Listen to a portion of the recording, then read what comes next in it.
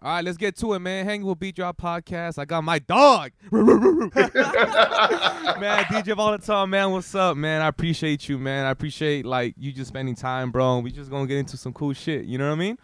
Yeah, man. Yeah, man. Hey, man, I appreciate you having me on the podcast, bro. It's crazy. It's a crazy thing because I actually 2 days ago, while my son was sick, I actually listened to Skeez's Audio Rocks. Yeah. I just started kind of going down the line. I was like, all right, I want to see what they talked about. I want to see, I like to study, dog. I'm like a study guy, So, hell yeah. So, yeah, man. I mean, you have a really good podcast going down, man, and I'm blessed to be a part of it, dog. I appreciate you hitting me, man. Hell yeah. Well, thanks, bro. I'm glad you were able to check it out. You know what I'm saying? Because like, it's crazy because you're the first guest that I haven't had at all, bro. Like, I was just thinking about it. Like, Skeez, I had him the second time in Audio Rock.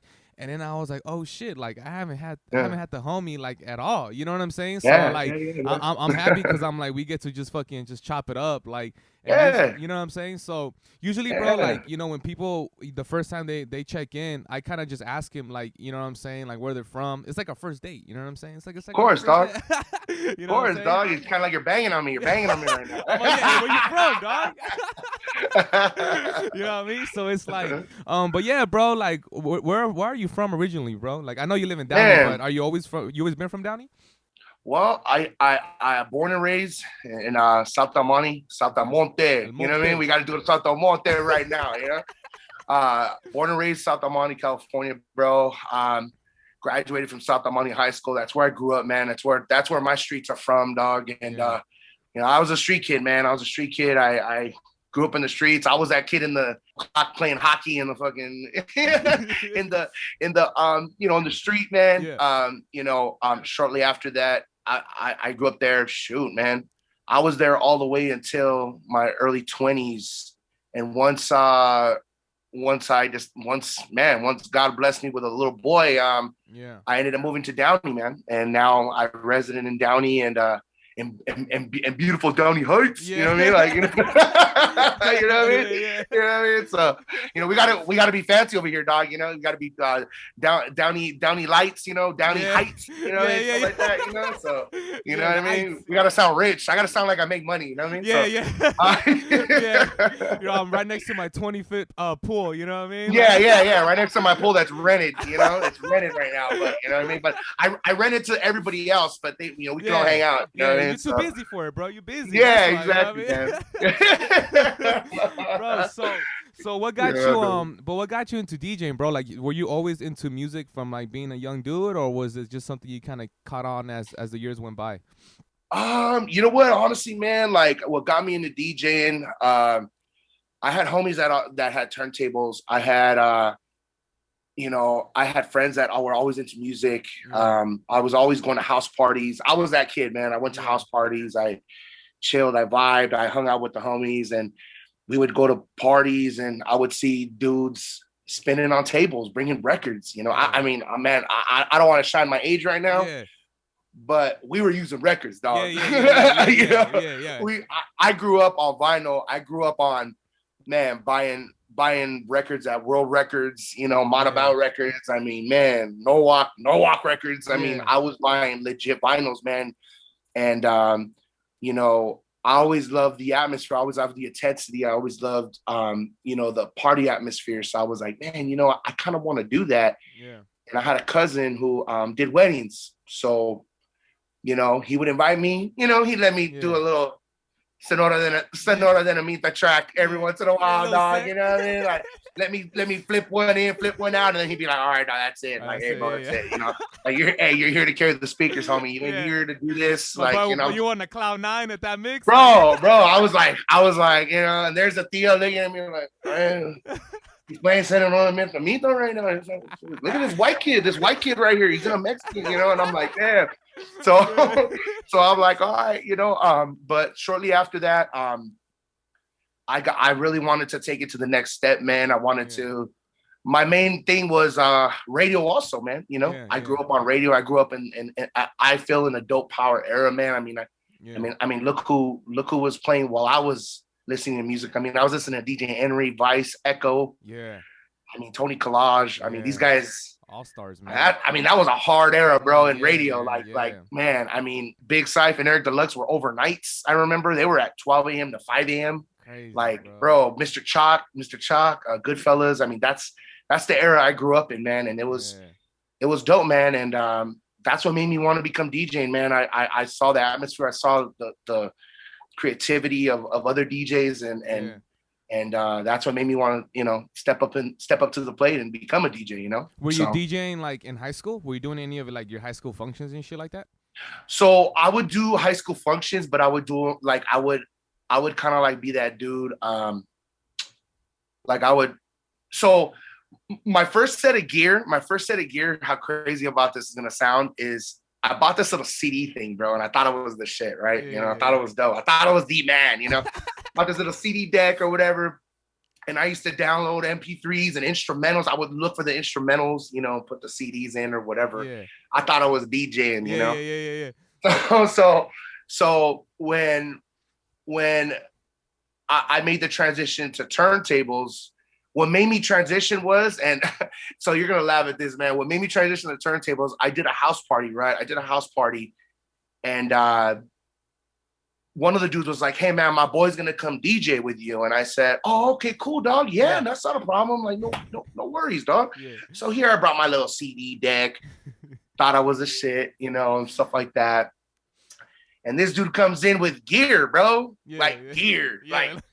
Like Guitar Center just walked in. Bro, like GuitarCenter.com just walked right in the door, dog. And I was like, I'm looking at this dude and I'm just like, whoa.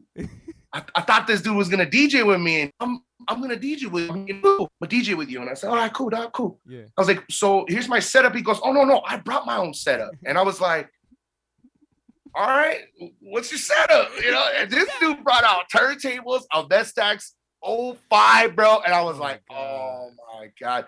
I was like, oh my, you know how little I felt, bro? I was like, wow, bro. Yeah. Like, I am not a DJ right now. You got humbled real quick. Bro, I humbled real quick. Like, I mean, it was nonstop. So that's what made me transition into turntables was I was like, man, I want to do that. Yeah. I want to do what he's doing. Yeah. And I'm looking at what he was. I studied everything that night, man. I literally looked at how he was doing it, what he was doing. Yeah. How he flipped the records, how he had his records set. Yeah. How he read the crowd, how he, and I never ran into the dude, honestly, man. But if I ever run into him, I want to thank him because without that night, I don't think I would have ever really taken it to the next step, Yeah. Damn, that's dope, bro. It's so crazy because I remember like my first mixer, bro, was from like Radio Shack when it was still open, and it was like a big ass fucking like 12 channel. And I remember like going to gigs and like it was so crazy, dog. Like I thought it was a shit until you see like a real setup and you're like, oh. You're just like, oh. Bro, that's like going to Target. That's like going to Target, and you know how Target has the Up brand? Yeah. Like that's like we got the Up brand, and they have like the Target brand. I mean, they have like the brand, like Tylenol, and then there's compared to Tylenol. Yeah, it's like Up Tie. Yeah. It's like, bro, that's facts, bro. That's facts, bro. Oh my that's God. Facts. That's major facts. My first mixer, bro. My first mixer was a Newmark. It was purple. And it was plastic, as all plastic, bro. And I remember it had a fader, and I thought it had like a flanger, and I thought that was the coolest. It's like, yeah, but does your mixer have this, dog? Like, raised it up, Bro, my mixer had like eight buttons, and there were like fake effects, like a horn and like a laser, and it was like choo choo choo, and I thought I was the shit. I was practicing like, I got all the effects preset, like, dog. Bro, you were like. I'm dropping that thing tonight, bro. Like you were set when you got that mixer, dog. Bro, oh my God, that's awesome, bro. Straight. That's straight, sick, dog, man. But so when you started DJing, like, is that when you knew that's what you wanted to be, or do you feel like you were still kind of mix and matching with other things? Were you kind of like you already knew that DJing was gonna be ultimately like what you wanted to be as you got older? Well, I'm gonna be honest, man. When I first started DJing, I didn't have the expectation to do anything big, honestly. Right. And I'm not saying I've done anything big, I'm not gonna sit here and say like, oh yeah, man, I I'm this, I'm that. Because hey, you know what? At the end of the day, I just didn't think it would take me to where I'm at today. Right. I met a lot of cool heads. Most importantly, Tony G, Julio G. Yeah. Got to sit in the studio with legends like that. Yeah. I got to sit in studios with legends like, shout out to my boy Kiki at the Hennessy Lounge. I met Kiki, I met Tony, I met Julio, right. and I met Lucky MC Dano, bro. Yeah. And I think, which really molded my sets, because he was like my third turntable, dog. Right. He was the third turntable. I had the two turntables. He was the third one. Wow. So anytime things would go crazy or whatever, or he was that extra oomph to my sets, Yeah. So honestly, when I first joined, I knew what I wanted to do, but I didn't. I'm gonna be real with you, man. I knew where I wanted to go with it. I just didn't think it would happen, because you're as a DJ, you're hard on yourself, dog. Yeah. I don't care what anybody says, dog. You're hard on yourself. Yeah, of course. You're hard on yourself. You want to be the best. You want to compete with the best. Sometimes it's not going to go your way. Right. You're not going to get those gigs that you thought you would get, or you hit a block and you're just kind of like, all right, like, where do I go now? Like, what do I do now? What's my next step? What do I, you know what I mean? Yeah, like, where you hit a block, like a mental block and a physical block. Like, all right, like, I'm downloading music, it's cool, but it's like, you look at different DJs and you look at them rocking crowds, and you're just like, man, like, I want to do that, but how do I get to that? Right. But I want to get to it the right way. I don't want to get to it. I want to earn that. Yeah. I don't want to have it given to me, if that makes sense. No, it makes perfect sense. That makes sense. Yeah. So, now that I'm, I feel I'm very well established. Right. I mean, pre-COVID era, I'm not gonna lie, I got real comfortable. Right. And I'm gonna be real with you, dog. I got real comfortable. I got real comfortable in just showing up, doing sets, DJing, making money. That's all it was about for me. Right. I got real comfortable. Yeah. Once the COVID hit, I didn't have that outlet no more.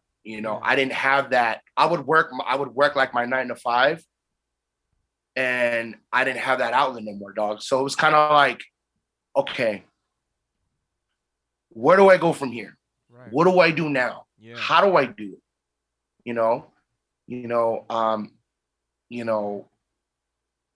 It was tough. It was tough. COVID era was tough on me, man, because I was just like, man, like, here I am.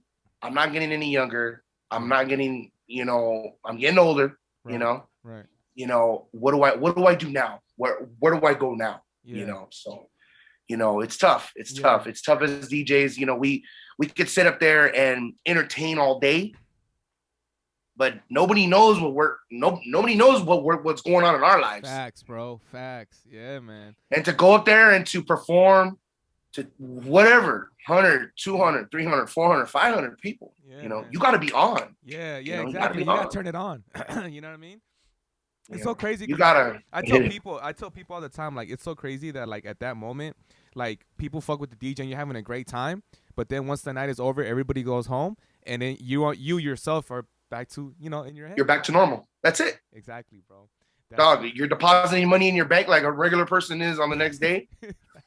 Bro, Sunday is Sunday. Yeah. You know what I mean? Like, like, bro, it's like everything comes back to life. Like, but that's the joy. But that's the joy I have, and that's the joy that I love about DJing is, man, I can have the baddest week ever, bro. I can have the week where things were just not going my way.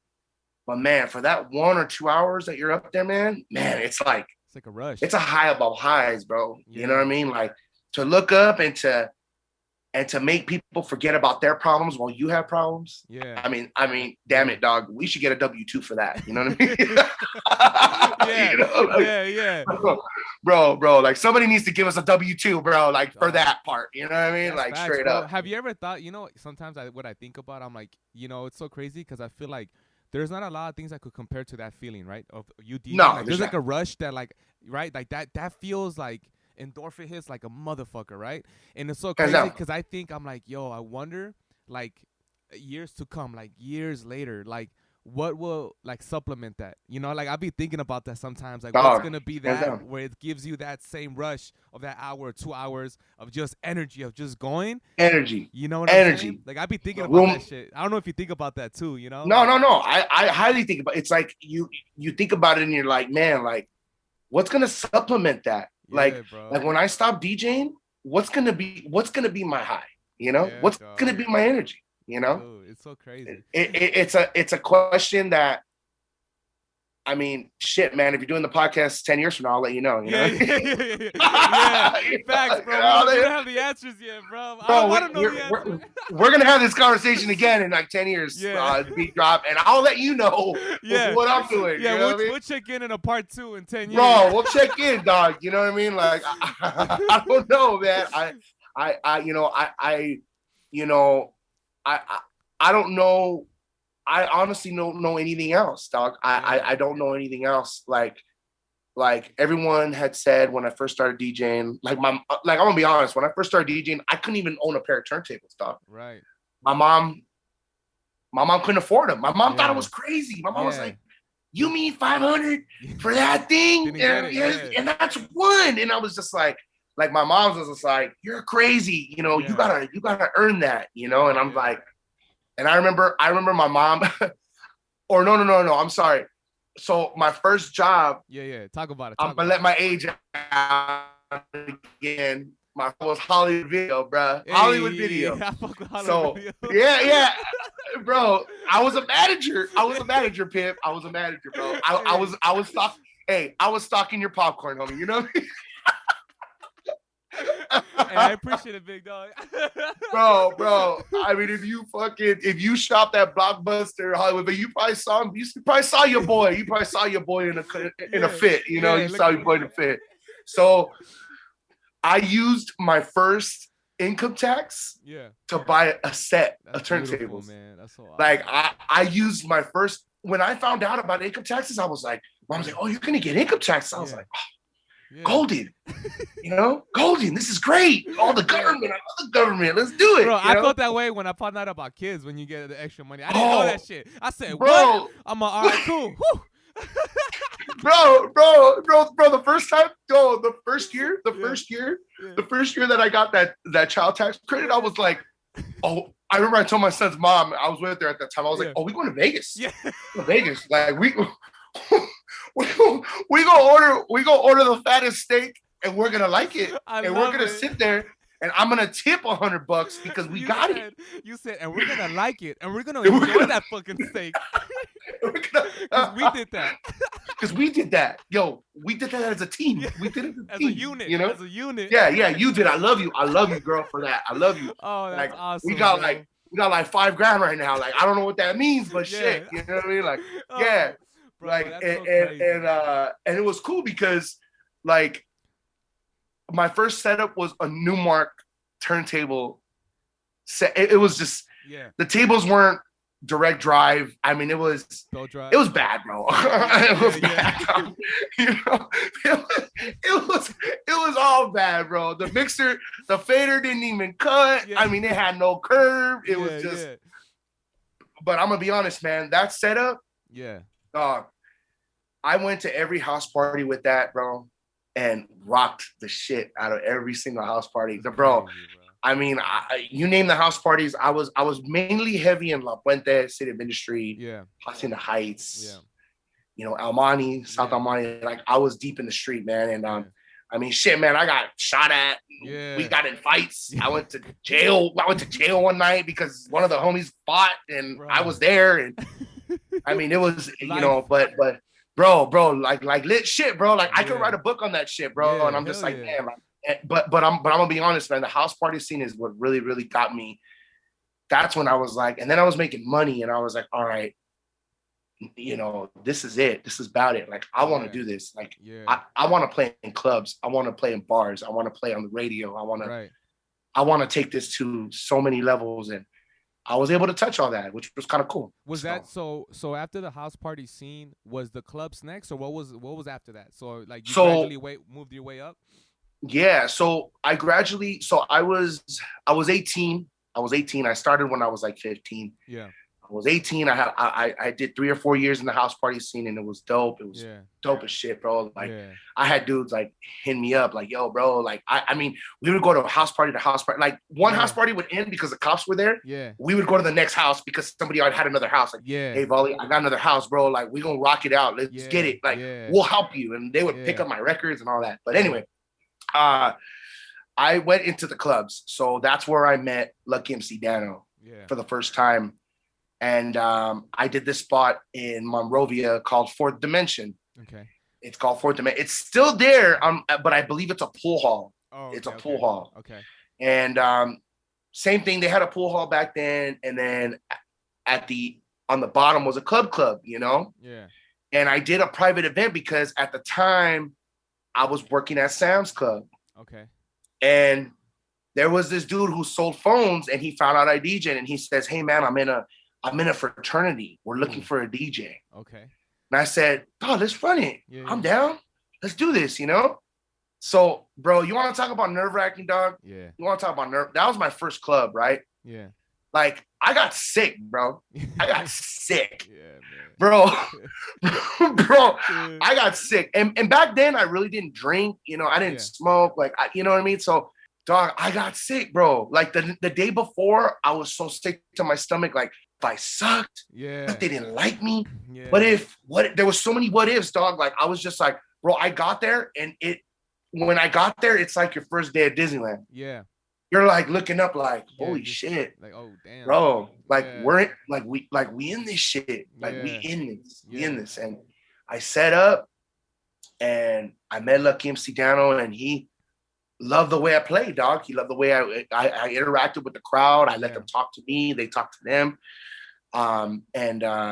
Basically, I transitioned into the club scene, and I started doing clubs at that time. So before I did any type of radio or anything like that, so it was kind of cool. So, you know what's the thing that tripped me out most from going to house parties to clubs was the fact that there was already a setup. You get what I'm saying? Oh, dude. That was the thing that tripped me out the most. Because, like you said, like, houses, shit would get raided. Then you would go to different spots. You would set up. And, like, you wouldn't have controllers at that time. Before you had turntables and shit. So it's crazy how, like, you walk into clubs and everything is set up. That was the thing that tripped me out the fuck out. Dog. What? And as a kid, that was also intimidating for me. Yeah. Because I was like, I don't gotta plug in anything. Like, you just plug this shit in the mixer. That's it. Like, he was like, yeah, bro, you're good. And I was like, what the fuck is this? Like, what the hell is this? Like, I sat there like such a rookie, and that night when I first did my club, and I mean, I guess I did good because they got me for 3 or 4 different other things after that. But when I got out of there at 2 a.m., dog, I sat in my car and I was like, wow, dog. Yeah, it's crazy. Like, what the hell? Like, a rush upon rushes, dog. Like, nothing can compare to that. Nothing's gonna compare to that. I mean, probably now, obviously, because my son was the biggest rush ever. Right. But at that time, as a kid, as an 18-year-old kid, played in a 21-year-old club, I was like, whoa, mind blowing. I want to do this shit. Where's the next club? It's so crazy. I think even to this day, like you said, is one thing that always trips me out is the fact that I know you felt super sick, right? And I think with years it gets controlled, but the fact that you still feel that little weird feeling, right? Oh, always. It's so crazy how that is, right? Like, you still feel that little like I don't know, it's like butterflies and shit. Like, you always, like you got a hemorrhoid up your ass and shit. You uncomfortable. No, real shit.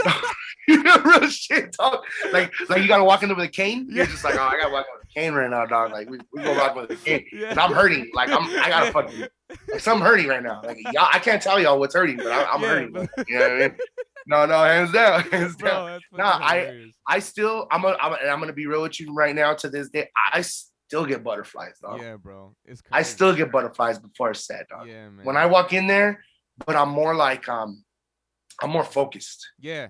With a lot more focus when I'm in there, but the butterflies are still there. Yeah. Butterflies are still there. Yeah, no, it's crazy. As a DJ, that's never gonna go away. Yeah. Yeah. The tingling. Yeah. It's my hands get tingly. Yeah. Like I just start going like this, and then like I don't know if this is with you or with any other DJs, but like I keep it real short with people. Like before the set, like people come up to me that want to talk to me and shit. And I'm just like, yo, man, like cool. Like, yeah. I'm real like I'm tuned in. You're like locked in. I'm locked in. Yeah. I'm locked in. Because like because I'm looking around the crowd. I'm looking around, number one, females. What are they rocking to? Yeah. Because without females, it's a science, dog. Clubs are science. Yeah. Without females, there's no guys. Without guys, there's no bottles. Without bottles, without the club, there's no atmosphere. Yeah. Without it's like a science. It's plus. Yeah. No, that's a good breakdown, bro. Because it's crazy that you think that way, because I feel like the more conversations you have, subconsciously you're thinking like you're losing out focus on what's happening at the moment. So I feel like if you feel like you have a lot more conversations, you're not as focused as in like, okay, so that was a song that I was planning to play. Okay, now I gotta like retain that. You know what I mean? So so I think that's, like you said, that's the science of little things. It's like a fucking like a checklist right before you go. Exactly. It's like a mental check-in. You know what I mean? It's a mental checklist. Yep.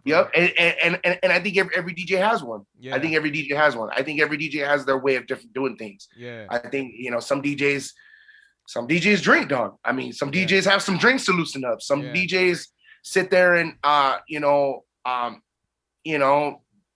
say a prayer. I've seen DJs say prayer. They'll sit out on full on fucking priest shit. And I'm just like sitting there like, I kind of want to do the sign of the cross for him. You know what I mean? Like, oh, I got you, dog. Like, you know what I mean? Like that's your thing. Yeah. So I mean, I've seen DJs do that. I've seen DJs play the rosary. I've seen DJs, bro. I mean, I've seen pretty much every type of pregame for any type of DJ, and it's so crucial because you don't want to you want to be at your best. You don't want to let the crowd down as well as the club down. It's a lot of pressure, man. It's a lot of pressure. And if some guys get it and some guys don't get it, and then you got to worry about the time of your set, what to play, how to play it, where to go from it, I think it's the same thing as a science as well. You got to build up your crowd. You got to let your crowd drink from 9 to 11. That's where you make your money. And then from 11 to 12, bring it up a little bit. 12 to 1, we rocking, baby. We in Vegas, dog. Lights going out everywhere, and it's crazy. But it's so crazy, man. Bro. But like you said, that all comes with experience. You know what I mean? Because I remember like it does, man. I did a few clubs. Like I was so nervous, bro. Like I remember playing songs so quick, and I was like, damn, like 7 minutes just passed.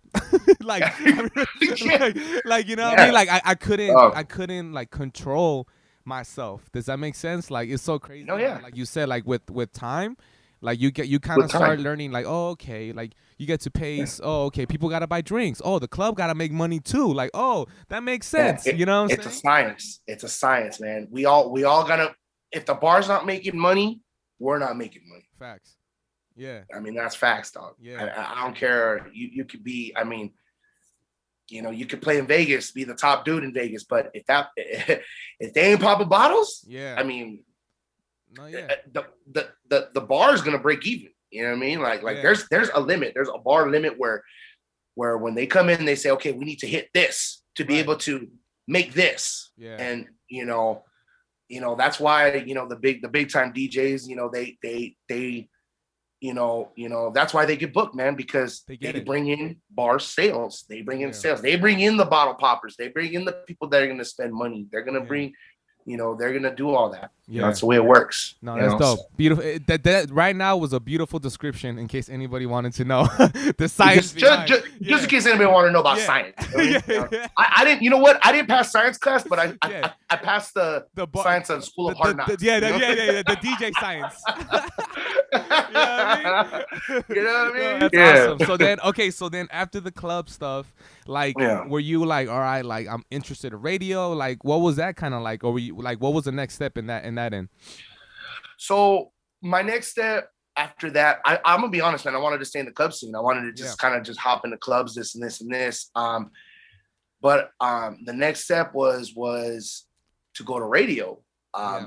One of my friends was like, "Hey, man, you should really try out for the Flavor Unit. You know, I think you do good." And I was like, "Ah, you think so? No, you know what I mean?" So at the time, the bosses were Biff and Carlos.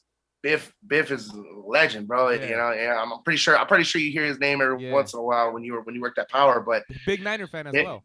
Yeah, big Niner fan, huge Niner fan, bro. And he's a mailman now in San Diego. Dog. We talk Niners all day, dog. You know. Awesome. But Biff and Carlos were the guys, and I it's crazy because I applied right, and I got the email back or I got the call back, and they were like, "Oh yeah, we're gonna meet up at this park, this and this and this, and you're gonna audition." And I was like, audition? Like, what the fuck? Like, you know what I mean? Like, I gotta talk on the mic? Like, what the hell? You know?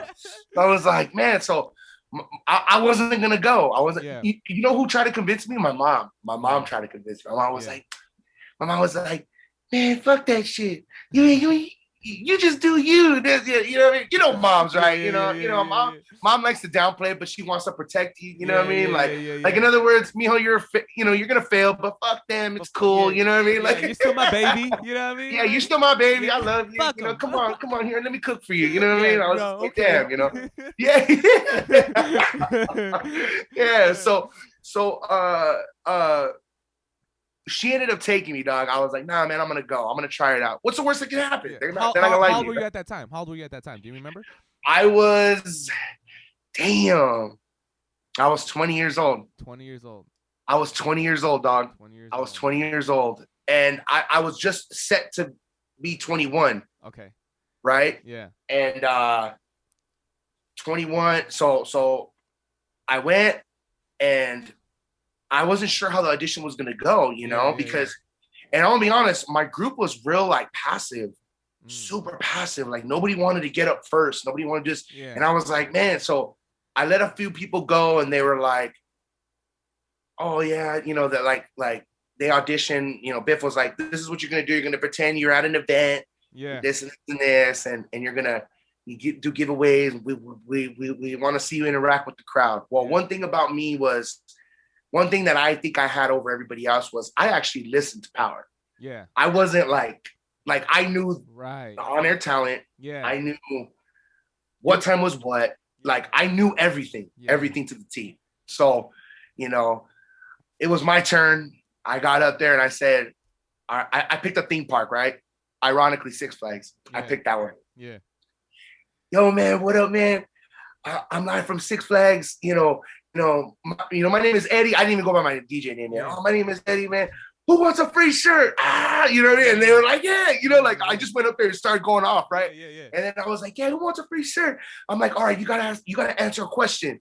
And they're like, all right, like everyone's kind of getting into it. Yeah. And I was like, all right, who spins at noon with Jeff Garcia? At the time it was DJ Ron, DJ Ron. And it was like, and everyone just looked at me like, I don't know, like, right. And I was like, so I started like giving hints. I started doing this, I started doing that, and I made a whole deal, dog. I turned the park into Six Flags basically. Yeah. And then 2 weeks later, I got onto the Flavor Unit. And then I rocked at the Flavor Unit for about 3-4 years. I left Power, and then I left Power because I actually got an offer from J Rhythm. Shout out to my dog J Rhythm. Yeah, man. Shout out to my dog Big J Rhythm, dog. And he had hit me. He had, at that time, I mean, between those days of Power, man, I was heavy in the clubs, man. I was doing clubs. I mean, we were running bars. We were doing. I was doing the most, man. I was in the streets, dog, grinding. That's all I did. I just DJ'd. I didn't do anything else. I didn't have no kids, so it was cool, you know. Yeah. I was able to wake up like at 3:00 on Sunday and be cool, you know what I mean? Like, try to do it all over again, you know. So J Rhythm hit me and he was like, "Hey man, I have an opening at Latino 96.3, and I know you don't speak Spanish." Yeah. You know, and I was like, no habla español, bro, but I'll give it a shot. Like, you know, pero what I mean? Like, yeah, pero sí, you know what I mean?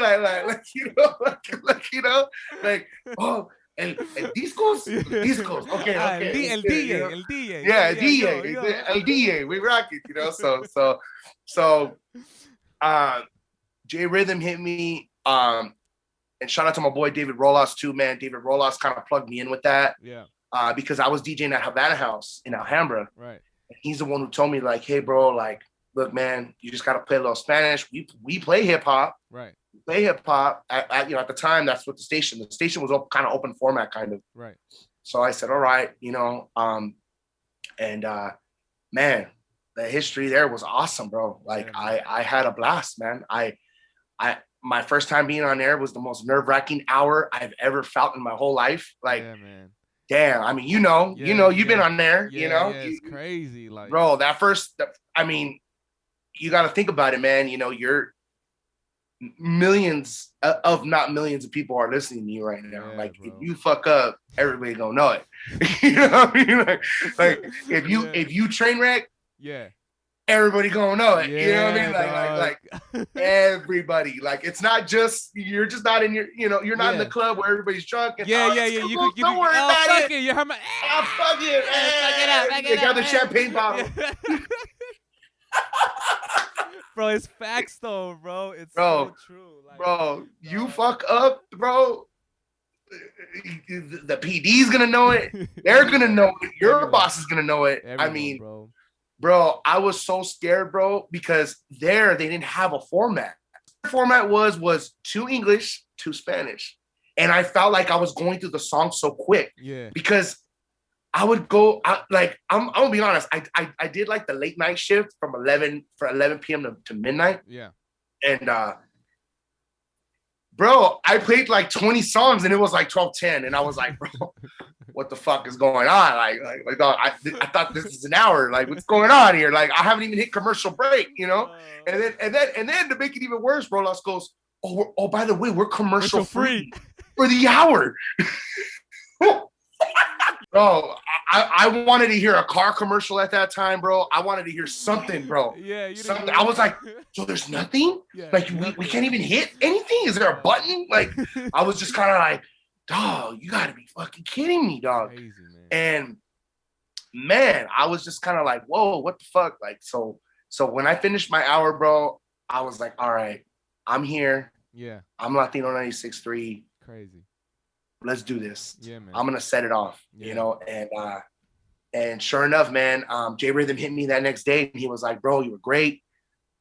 Crazy. Come back next week. I have a slot for you. And then it slowly turned into slots and it slowly turned into prime. Then I started doing morning shows, then I started doing afternoon shows, then I started doing this and that. I started doing long weekends, holiday weekends. We would mix all weekend. And I mean, shortly after that, I was on Latino 96.3 for about 9 years. That was a good roughly run, 9 years. 9 years is a run, bro. That was a run, hell of a run, hell of a run. I mean, I had my own show, man. We had our own show. We had our own show called The Urban Sounds, man. Yeah. Where we broke local artists. You know, shout out to J-Dub, Cynthia, Tony G helped me out a lot. I mean, we broke a lot of artists that are big now, dog. Yeah. You know, King Little G was our biggest one, dog. Wow. We broke King Little G for the first time, dog. We were the first ones to do it. It was us and Julio G, and Julio G did it on K-Day. Yeah. And I remember Tony G basically giving us the blessing because we were a Spanish radio station. Right. And we played, there was a song called Letter to Dr. Dre. Yeah. Check it out. It's a dope track. And he premiered his Letter to Dr. Dre track on our show, dog, which was legendary. I mean, bro, our hits on that show alone, man. Wow, bro. I mean, our Twitter was just, I mean, we really, really set it off, man. We really set it off, you know? Damn, bro. And I did Urban Sounds roughly in between there for like 3 to 4 years, man, before they kind of switched the format. Yeah. And then, But it was a good run, bro. Good run. So when when that time came to an end, like now when you look back, what is it that you feel? Is it one of those where you're like at peace with it, where you're kind of like, wow, like that was dope, like you were able to kind of have that moment in radio? Is that kind of how you see it, or how do you see it in that regard? I mean, I really see it as not many people have the opportunity I had. Not many opportunities are going to be presented like that. Yeah. Where you get to run your own show, you get to host your own show, you get to DJ your own show. Right. I don't regret nothing, man. I don't regret nothing that how it happened, how it went, how it did this, how that. But man, I met a lot of great people. Yeah, the reason why I left radio was because I'm getting old, brother. I mean, there's only so much you can go as far as radio talent, and at that, like, you know what I mean? Like, right. It's I've done everything in radio. Like, yeah, there was nothing else for me to do. There was nothing else for me. I could have went back to spinning on weekends, right. The format changed and they went straight reggaeton and all that. I could have stood, but I didn't, because I outgrew it. It was dope. It was fun. I love the game. I love the chase. I loved prepping for the shows. Right. It showed me how to prep a show. It showed me how to program, because eventually we did get into programming. It taught me, but I loved every minute of it, dog. I loved every minute of it. It taught me so much. It taught me so much about programming. Yeah. But it also taught me you gotta, that was my block, because when I left radio, I was like, okay, like, what am I gonna do now? Right. Yeah. Fuck, am I gonna do? Like, right. Well, like you, it comes to sense where you're just like, all right, what am I gonna do now? Yeah. Like, I already did that. What am I gonna do now? Yeah.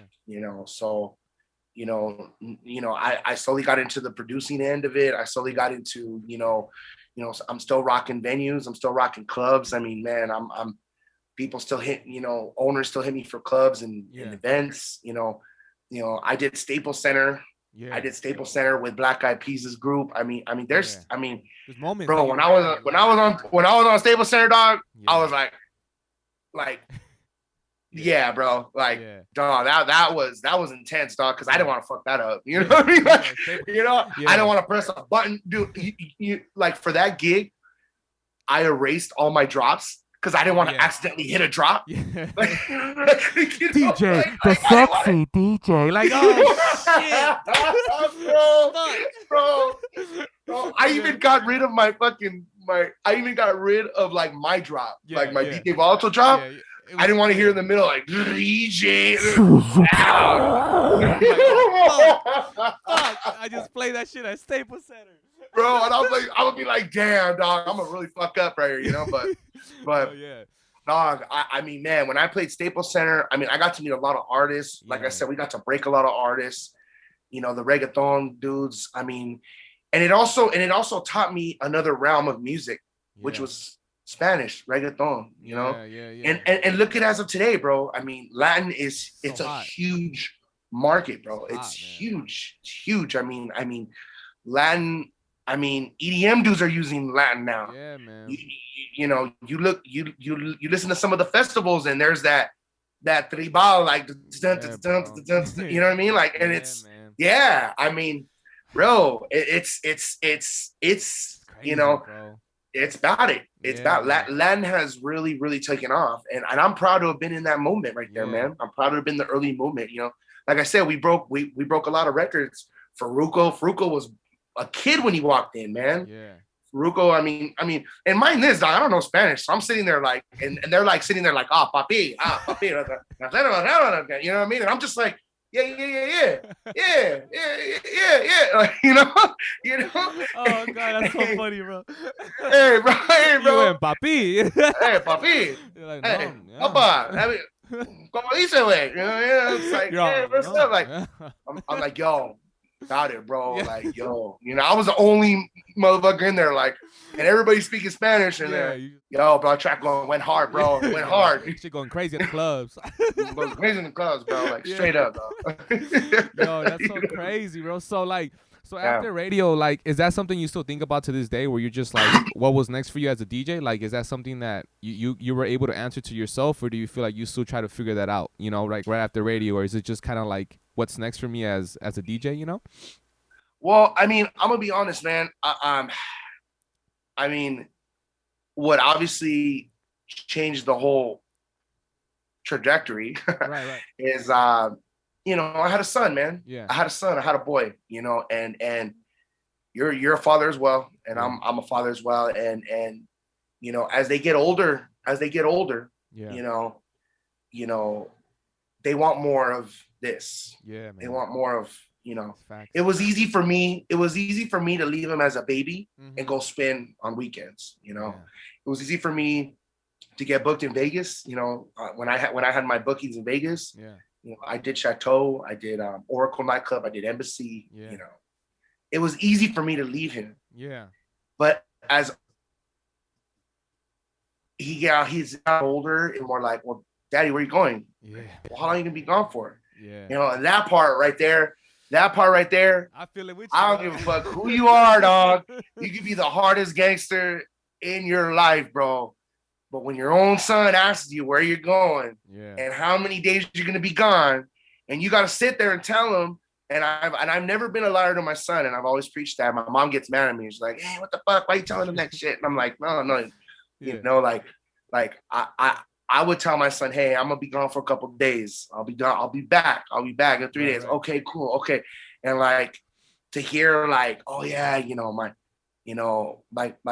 mom would be like, he's praying for you, he wants to say a prayer for it got harder, bro. It got harder. It hits, It still hits. It still hits, but right now, I mean, I want to take it to the producing level. I want to be in the back end of shit. Yeah.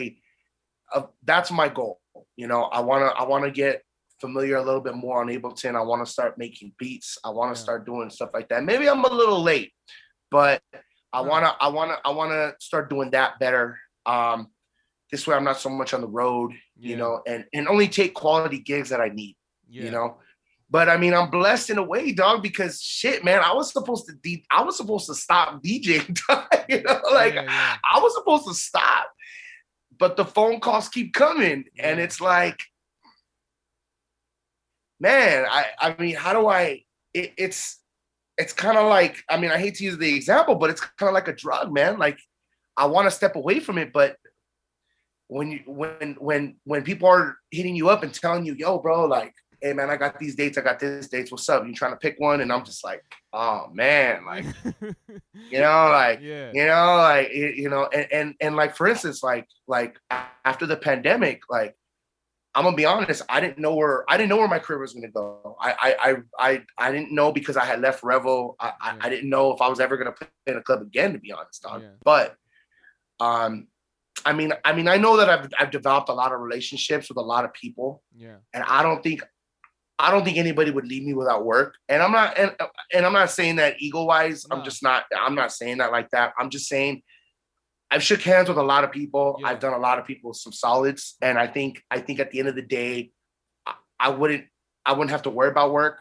But in this sense, man, I mean, my schedule has been nonstop, man. It's been, and I'm thankful. I'm really humbled at my age to still be doing this, and humbled because there is a lot of talent out there, man. There's dudes that are killing it. Yeah, man. That should be where I'm at, that should be doing what I'm doing, but when you when you said, not to cut you off, but when you said like, I shouldn't be doing this. Like, what did you mean by that? Did you feel like, as in a sense where you felt like at some point you wanted to just stop DJing? Like, is that kind of where you were at? I shouldn't be. I said that because I shouldn't be doing this because I'm in a next generation right now. I don't fit with the generation that's in right now, if that makes sense. Right. Like, my generation was back in my era. You know what I mean? Right.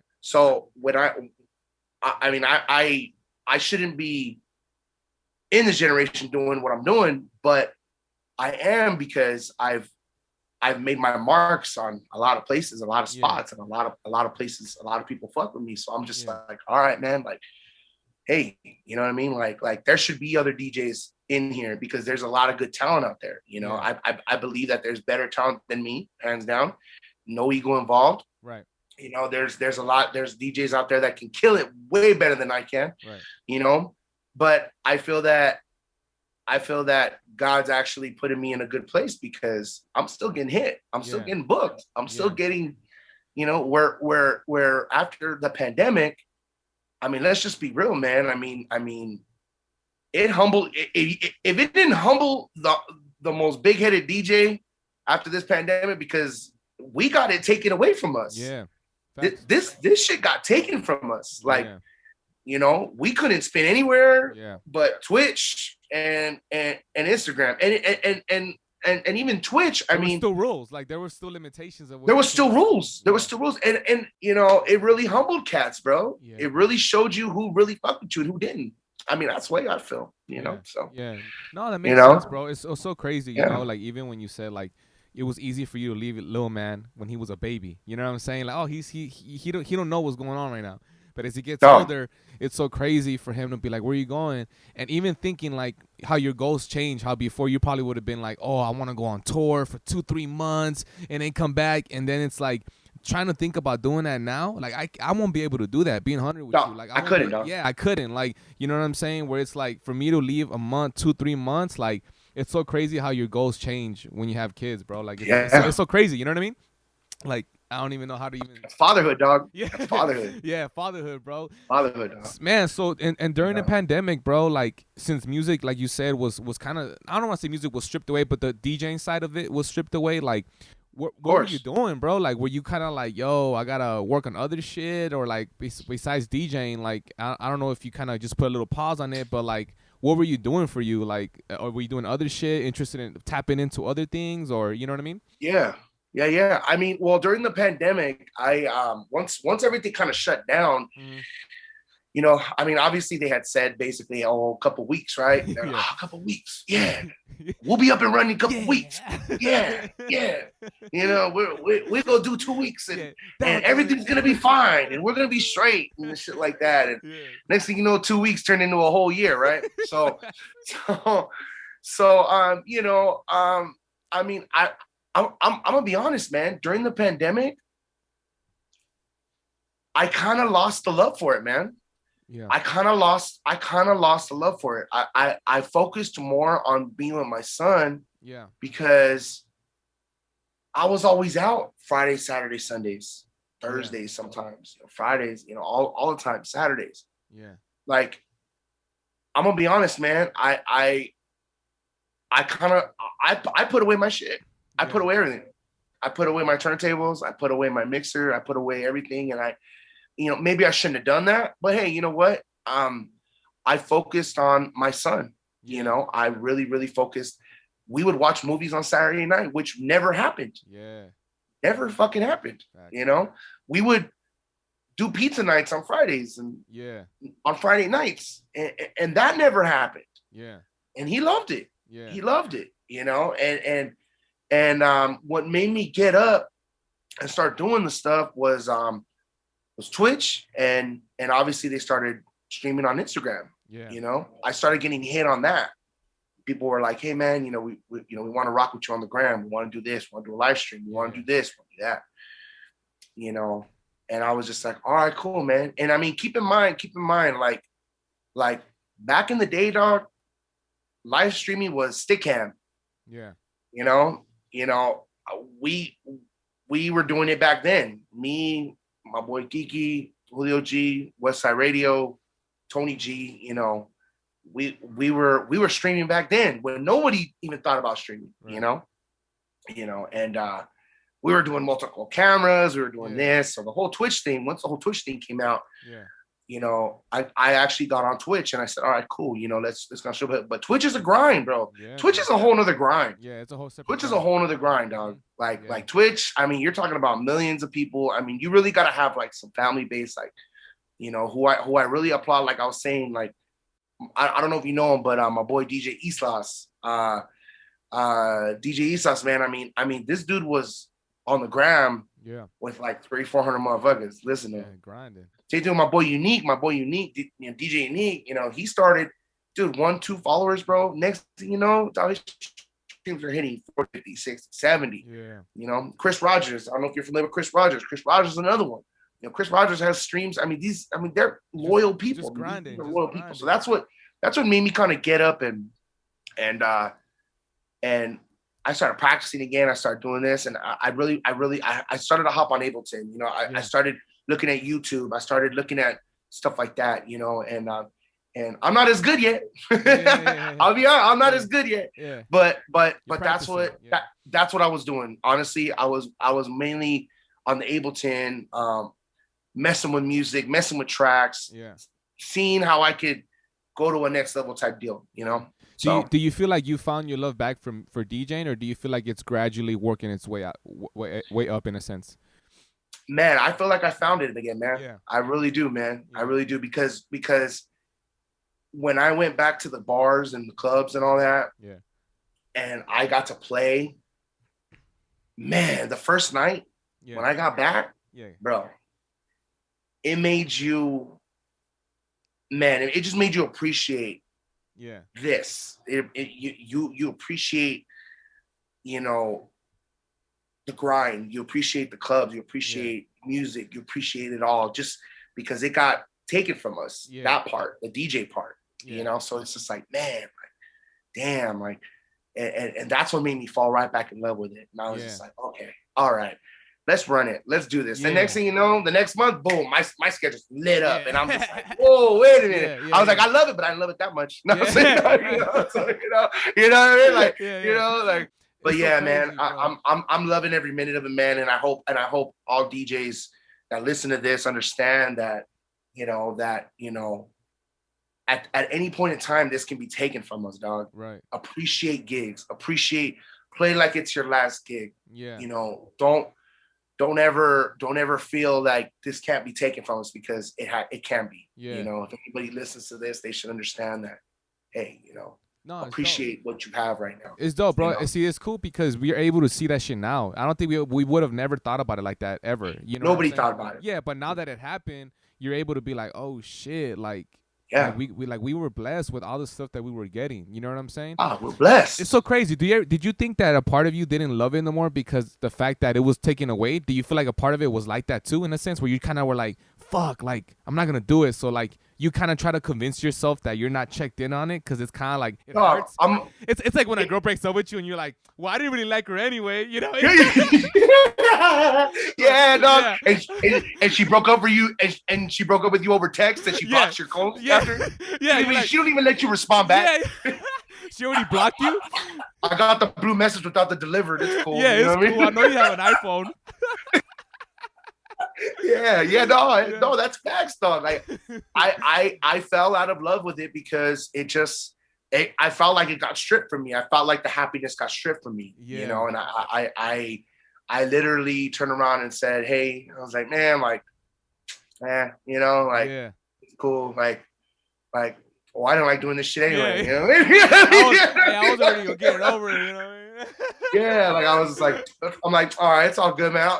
I'll get over it. Like, it's cool. You know what I mean? Like, you know, like I'm gonna put this gear away, but it's cool. You know what I mean? We're straight. You know, but that's awesome. But yeah, man, I just kind of fell out of love with it, and I really think the pandemic really set the tone on hustlers, on this, and you know, on what you want to do.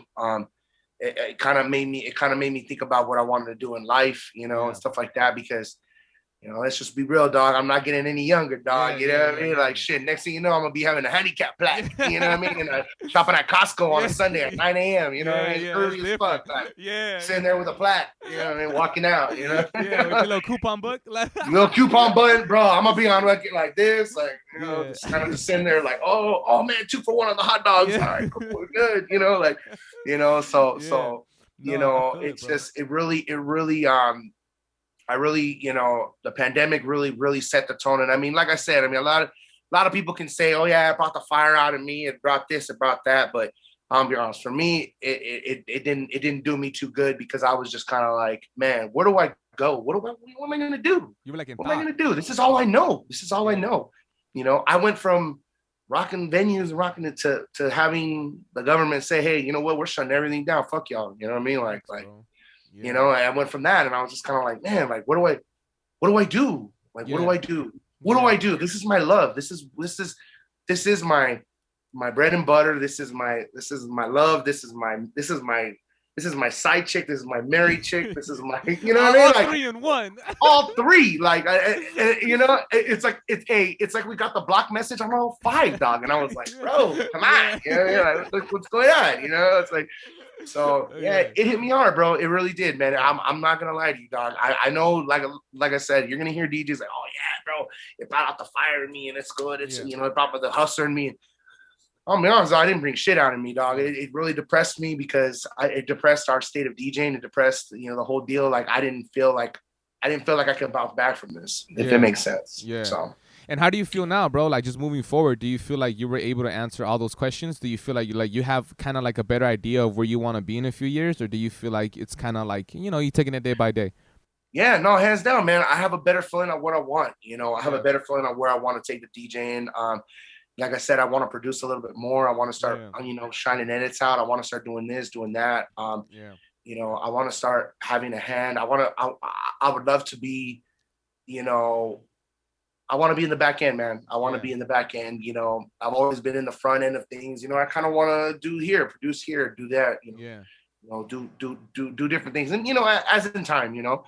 You know, but the difference between me and a lot of the cats is, you know, my time isn't. It's not getting any younger. You know, I'm a little bit older. You know, and at the end of the day, you know, it's at the end of the day, I have a time clock, and not even so much that. I mean, I have my son. I mean, my son is, bro. I mean, I mean, in what, he's 9 now, 10, 11, 12, 13, 14. So 5 years from now, I'm looking at a freshman in high school, bro. Fuck, you're making me. I mean, how does that sound, bro? Yeah, man. No, it's true. That's though, deep, bro. right? It's super deep. Like, and it's crazy because I feel like we never wanted to answer those questions while we were busy. You just, you're grinding. But now it's like, you really weren't thought. Like, you were like, oh Lord, like you were like really thinking, like, oh damn, like you said, like I'm gonna have to pay for this fool's limo when he goes to prom. Like, you get what I'm saying? Like, and start thinking about shit like that. It's so crazy, bro. Like, hands down. Yeah, man. Hands down. As a father, you think about this shit, and not everybody thinks about this. And I know everybody doesn't. And I know, you know. Yeah. But as a father, you're gonna sit there and be like, oh shit, like I'm gonna have a freshman, like. I'm gonna have a friend like yo. I gotta be prepared for that part of life.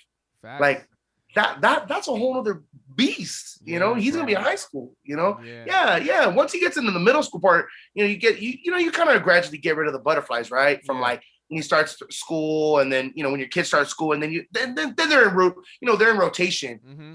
Then once they graduate, it's like shit. There's 4 more years of this shit, and then what if you know.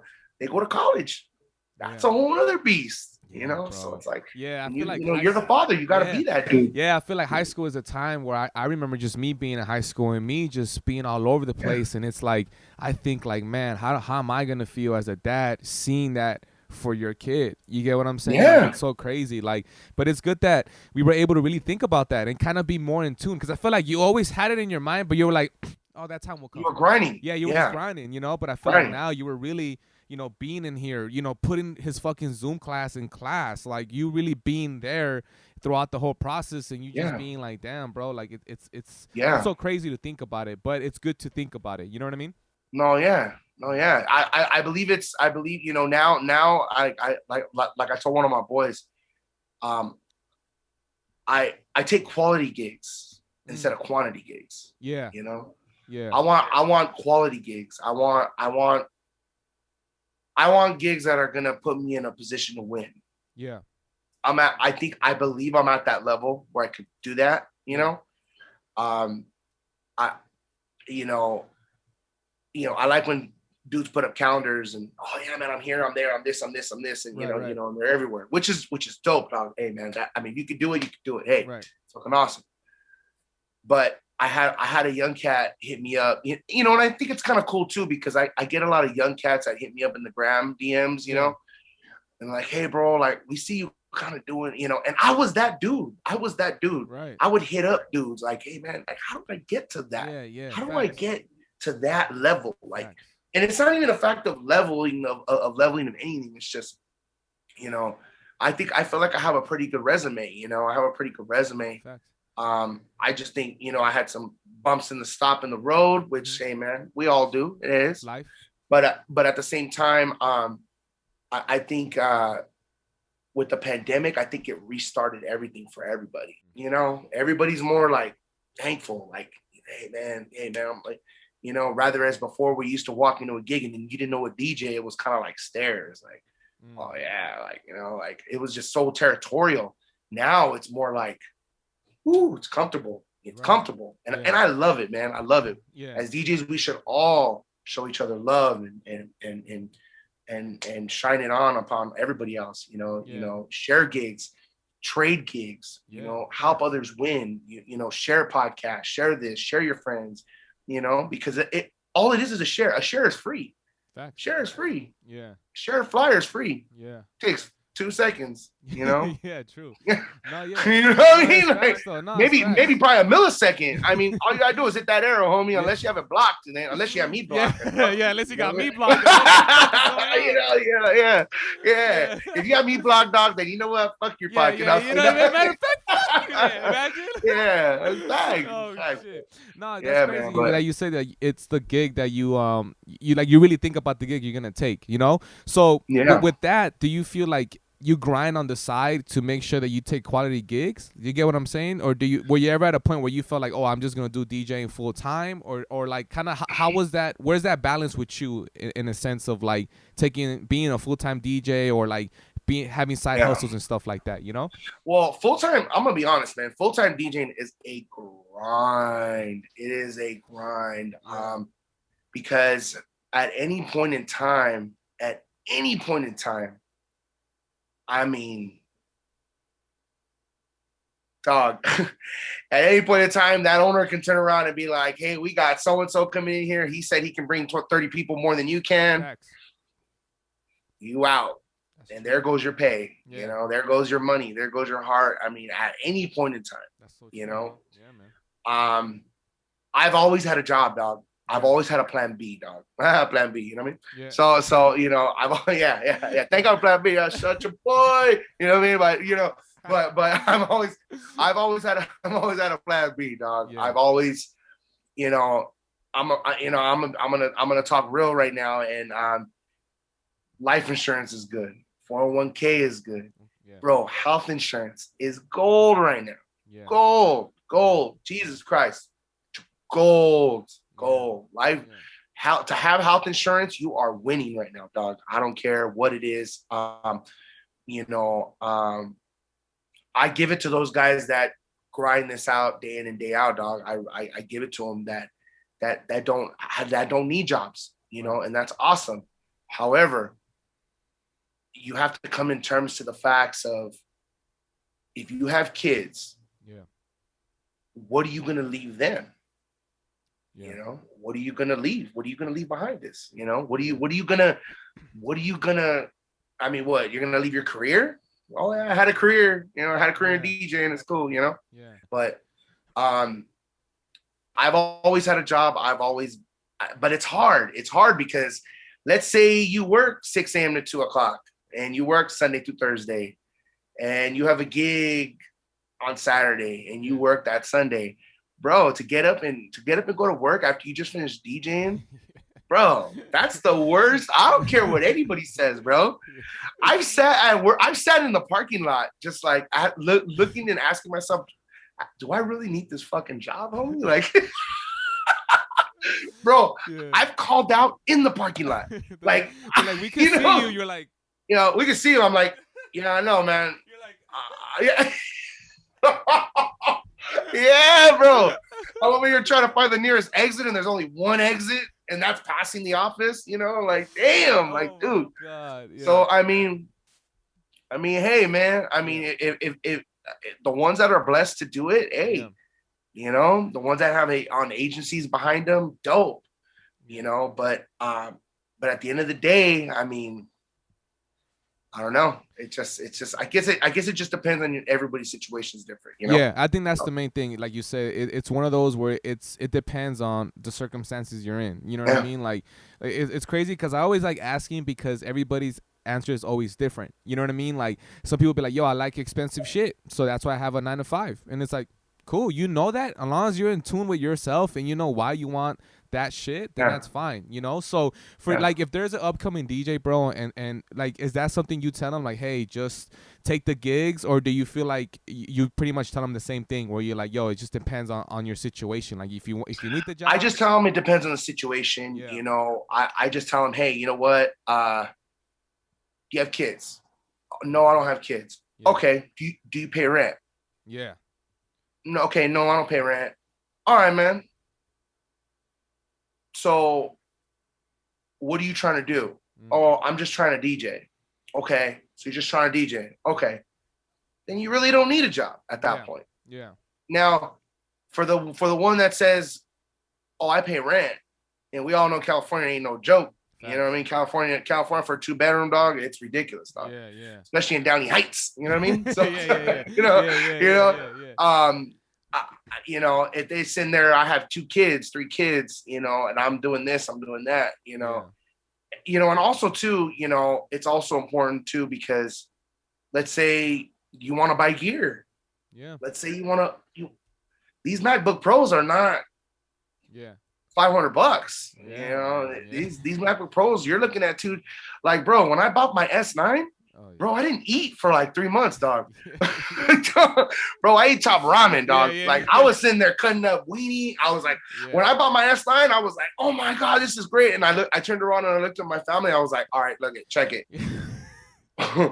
You're like bologna and orange juice for the next 3 months. Dog, y'all better get used to some sandwiches, bro, because and I'm not buying at Ralph's, homie. We're going to Aldi. We're going to Aldi, my boy.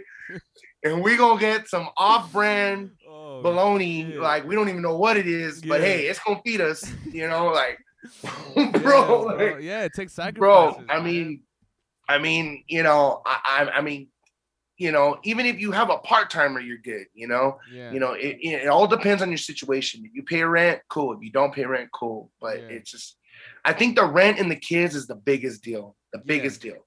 I think that's the biggest one. Those are the 2 biggest questions that you want to ask yourself. You know what I mean?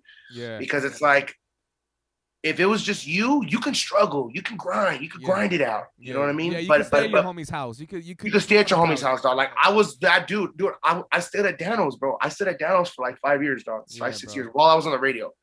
Like he gave me a place to stay. I didn't have kids. I didn't need to pay rent. You know. You know, I'd go smoke them out, dog. That was it. Yeah. Well, damn, crazy. Bro. I'm trying to think if there's anything else that I didn't ask, bro. I feel like you gave me some fucking gems. I'm like, man. Nah. I feel like you knocked it out in the fucking tee, bro. Like you got this you know? I mean, hey, man. I mean, you know what I tell, you know, up and coming DJs, you know, work hard, grind hard, go out there, shake hands, man. You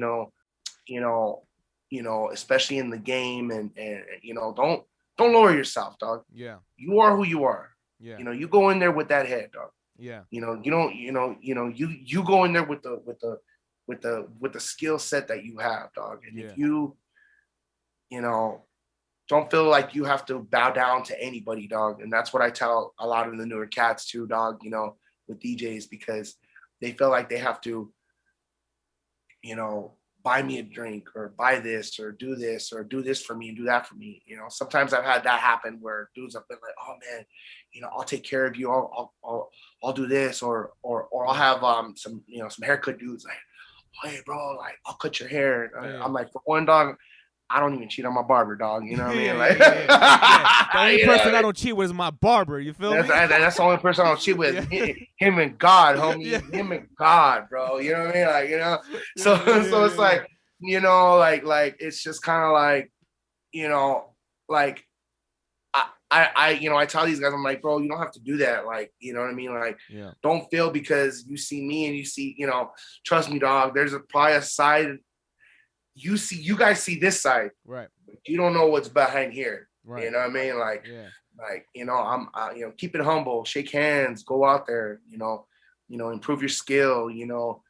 Shout out to my boy Mike Motion too. My boy Mike Motion's on Twitch as well, and I got to, I got to meet a lot of dope dudes, man. And I got, and Mike Motion always, you know, such a humble cat, bro. And this dude kills it every and I go off him and I go off all of the DJs. Like I got to be around humble DJs that were dope. Yeah. You know, how many people can say they sat in the studio with Tony G, Julio G, dog? Yeah. Not everybody can say that. You know what I mean? And and they need their own. They need their own movie, bro. You know, that's hip hop, you know, and they need their own deal, you know what I mean? And it's, I've run into so many dope dudes, man, you know, and dudes that have put me on and dudes that have not put me on and dudes that have, shout out to all the DJs that have ever put money in my pocket, you know, and have ever put me in conversations where it mattered, dog. You know, that's my big deal. Yeah. So. No, that's awesome, bro. And then final question before we jump out of here, bro. Like, do you as far as like I'm thinking about what you said, and I was like, yo, it's crazy because I'm like, as far as the gigs, do you tell people like take the gigs, just take any gig, like an upcoming DJ, like just take any gig, or just take the gigs that you feel will benefit you, right? Because do you feel like at some point then you're taking gigs for either money or just to do them, and then that's how you lose passion for DJing because you're just taking any gig? This is what I tell DJs, and I'll always quote the great Afrojack for tweeting this because I actually have this saved. I believe I have it saved in my phone, but he tweeted one time, "It's okay to say no to gigs. It doesn't make you a lesser DJ." You know, that stuck with me forever. He tweeted that, you know. I forgot how long ago, man. I wish I should have brought it up on it's deep in my phone, but I keep that because I mean, obviously now what you're gonna get now is, oh man, we're in pandemic. For the new and upcoming DJs, dog, you know, obviously I'm not gonna lie to you. When I was coming up doing my thing, dog, there were times I didn't get paid. Yeah. There were times where the promoter would ditch out on me. Yep. But I took it as this. I took it as, okay, you know, experience, you know. Take the gigs that you feel are meaningful. Yeah. If it's just some random dude hitting you and I mean he can't even take care of your gas or take care of anything like that, then it's okay to say no. It doesn't make you a lesser DJ. It doesn't make you like, oh man, he took that gig, like, oh well, he doesn't want to work. No, it's not that. Yeah. It just means that you can spend that time practicing for the major gigs, for the big gigs. Facts.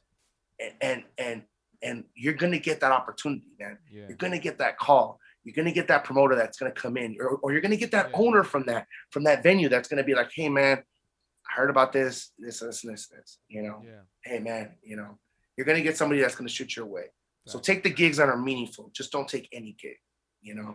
Take the gigs that you know that's gonna take you to a certain place where you want to be, you know. It's okay to say no to gigs. It's okay to say, hey, you know what, you can't pay me enough. I understand. Yeah. You have a budget. I'm good. Yeah. Because I've had that conversations now. Yeah. I've had that conversation. I've had homies, man. I've had homies like hit me like, hey bro, this is all I got. I have a budget. I'm like, look, bro, like, you know you're my boy, right? Like, we good. Yeah. No, we're good. Look it, man.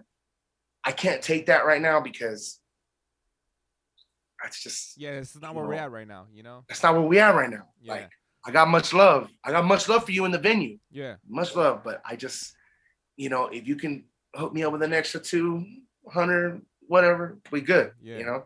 Yeah. All right. I'll let you know. No problem. Yeah. You know, shoot for the stars, man, because there's gonna be a guy that's gonna be like, oh, I got that. Don't worry about it. Yeah, hey man, what's your Zelle? Yeah. You know, you know what I mean? Facts.